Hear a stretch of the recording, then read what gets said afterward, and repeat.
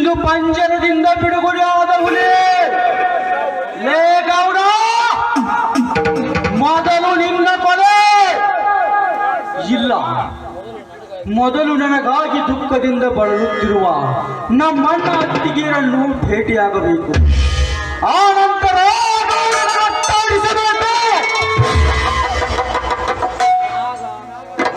ಲೇ ನಾಗ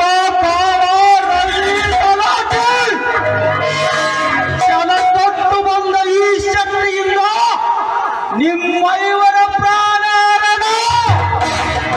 ಆಮೇಲೆ ಮತ್ತೆ ಜೈಲಿಗೆ ಪಯಣ.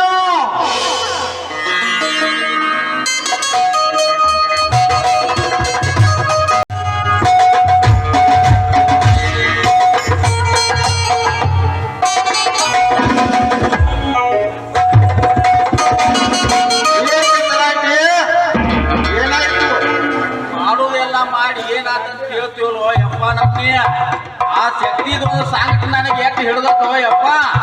ಏನಾಯ್ತು ಹೇಳಿದ್ರೆ ಗೊತ್ತಾಗೋದು. ಏನಾಯ್ತು ಹೇಳು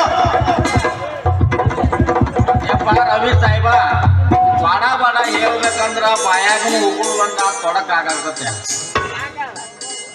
ನೀ ಹಿಂಗ್ ಹೇಳ್ಕೊಂತ ಬಂದಿಲ್ಲನ ನಾನು ಕೂತು ದ್ವಾರಾಗಿಂದ ಹೋಗೋಕ್ಕಾಗದ ಬಾಯಾಗ ಬರಕತ್ತೋ ಯಪ್ಪ. ಯಾಕಂತಾರ ತಾಳು ಯಪ್ಪ ನಾ ಶಕ್ತಿ ಸಂಕಟ. ಈ ರೀತಿ ಎದುರಿದರೆ ಏನಾಯ್ತು ಹೇಳು. ಮಾಡುದೆಲ್ಲ ಮಾಡಿ ಹೆದರಿಕೊಂಡು ಹೆಂಗ ಸುಮ್ಮನೆ ಇರ್ತೀವೋ ಯಪ್ಪ ನೀ. ನಿನಗೇನು ಗೊತ್ತೈತೆ? ಈ ರೀತಿ ನಡಗಿದರೆ ಏನಾಗುತ್ತೆ? ತಲಾಟೆ, ಈ ರೀತಿ ನಡಗಿದರೆ ಏನಾಗುತ್ತೆ ಅನ್ನೋದು ಗೊತ್ತಾಗೋದು. ಏನಾಯ್ತು ಬೇಗ ಹೇಳು ಯಪ್ಪ. ಏ ನೈಬ, ನಡಗಲಾರ್ದ ಹೇಳ್ಬೇಕಂತ ಅಂತಂದ್ರೆ ನನ್ನ ಹಿಂಗುಟ್ಟು ಕೇಳಾಕತ್ತೋ ಯಪ್ಪ. ಹೆಂಗ ತಾಳು ಈ ಸಂಕಟ? ತಲಾಟೆ, ನಿನ್ನ ಮಾತು ಕೇಳಿದರೆ ಎದೆಯ ಗಟ್ಟಿದ್ದಂತೆ ಆಗುತ್ತದೆ. ಏನಾಯ್ತು ಹೇಳು.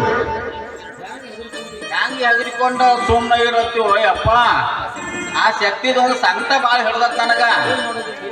ಏನು ಮಾಡುವುದು ತಲಾಟೆ? ಮೇಲಿನಿಂದ ಆ ರೀತಿಯೇ ಆಡುವುದಿದೆ. ಇನ್ನಾದರೂ ಅವನನ್ನು ನಾನು ಬಿಡುವುದಿಲ್ಲ. ಹೌದಪ್ಪ ಸಾಹೇಬ, ನೀ ಹೇಳಕತ್ತೀವೋ ನಮ್ಮ ಪ್ರಾಣ ಉಳಿಸ್ಕೋಬೇಕಾದ್ರೆ ನಮ್ಮ ಗತಿ ಏನು ಯಪ್ಪ? ನೀವೇನು ಹೆದರುವ ಅವಶ್ಯಕತೆ ಇಲ್ಲ. ನೀವು ಎಲ್ಲರೂ ನನ್ನ ಮನೆಯಲ್ಲಿ ಇದ್ದು ಬಿಡಿ. ಆ ಪುಣ್ಯಮಣ್ಣ ಮಗನನ್ನು ಯಾವುದಾದರೂ ಕೇಸ್ ಹಾಕಿ ಅವನನ್ನು ಹೊತ್ತು ಒಳಗೆ ಹಾಕಿ ಬಿಡುತ್ತೇನೆ. ನಡೀರಿ ಹೋಗೋಣ. ಹಂಗಾದ್ರೆ ಬಾರೋ ಯಪ್ಪ, ನಮ್ಮ ಪ್ರಾಣ.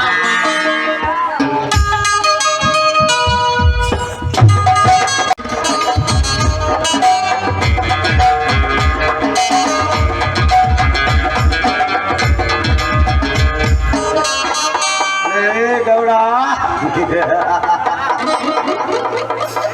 ರುದ್ರ ನರ್ತನದ ತಮರಿನ ತಾಳಕ್ಕೆ ತಕ್ಕಂತೆ ಕುಳಿದು ಈ ಗಂಡುಗನಿಗೆ ಅವಮಾನ ಮಾಡಿದನಲ್ಲ, ಮನೆಯಿಂದ ಹೊರಗೆ ತಳ್ಳಿ ಆ ಸೇಡು ಕಿಡಿ ದಗದಗದವನ್ನು ಉರಿದು ನಿರ್ಮಾಣವಾಗಬೇಕಾದರೆ ಚಂದುವ ಚೆಲನೆ ನಿನ್ನ ಮಗಳ ನಂಬೆ ಎಂದು ನನ್ನ ಬಣ್ಣದ ಆಟಕ್ಕೆ ಎಳೆದುಕೊಂಡು ಅವರಿಂದಲೇ ನಿನ್ನನ್ನು ಕೊಲೆ ಮಾಡಿಸಿ ನಿನ್ನ ಮನೆಯಲ್ಲಿ ನೆಲೆ ಊರಿ ನಿಲ್ಲದಿದ್ದರೆ ನನ್ನ ಹೆಸರು ನಾಗರಾಜ.